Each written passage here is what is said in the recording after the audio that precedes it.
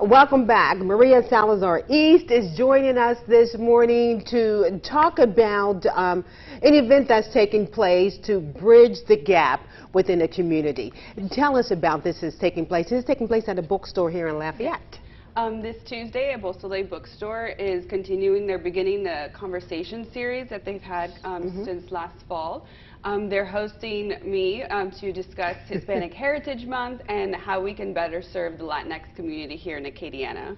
So can you talk about some of the struggles of the Hispanic community here in Louisiana? Yeah, one of the big struggles for mental health services for the Hispanic and Latinx community is the language barrier. There aren't very many mental health clinicians that speak Spanish in this area. I have one colleague, her and I are in private practice. There's some in other community-based organizations, but the access to services is very limited here.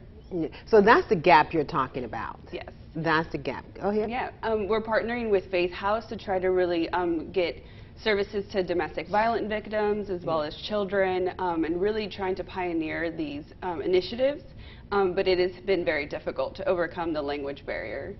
Now, I'm sure you have some ideas on how to overcome the language barrier. I mean, you're a counselor, Tree of Life Counseling and Consulting. She's the owner of it. So I'm sure you have some ideas.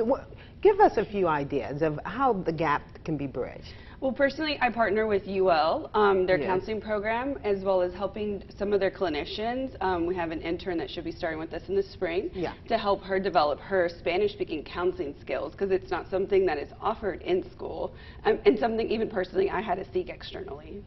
Spanish-speaking counseling skills. Yes, it's a unique kind of skill set. Many people don't understand that to counsel in your native language is very different than learning to counsel in English, which is normally what's taught here, obviously, but it's a whole different skill set that you have to seek additional specialty kind of services for. I've always heard that Spanish is actually one of the easiest languages to learn, and English is actually one of the hardest languages. You are so absolutely if you can learn correct. English, you can learn Spanish. Yes, Spanish is a lot easier. Like, I've started to learn Italian, a little bit of Portuguese as well. It's just so similar that you could pick up on little nuances. English, it has a lot of different languages from Greek to Latin roots and things of that sort that make it a little bit more difficult to have continuity and just being able to pick up on certain words fairly easily. Okay, so tell me a little bit more about the series, because it's titled, it has series in that title, so people are thinking, is this the first, or are there more to come, or? They have a slew of different events coming up. It's monthly, and they've had it since last fall at Beausoleil Bookstore. They really want to begin the initiative to talk about some topics from LGBTQ minorities, disabilities, to also, I have a colleague that's also spoken about African American community needs, death and dying, anxiety, things of that sort, just to destigmatize mental health as a whole. So many of us clinicians here in the area have taken part in this, from eating disorders to anxiety and panic attacks to death and grief and loss. Yeah. So how do you getting into the communities, you know, I think that's the challenge for a lot of health clinics and social services and all those kind of services and resources.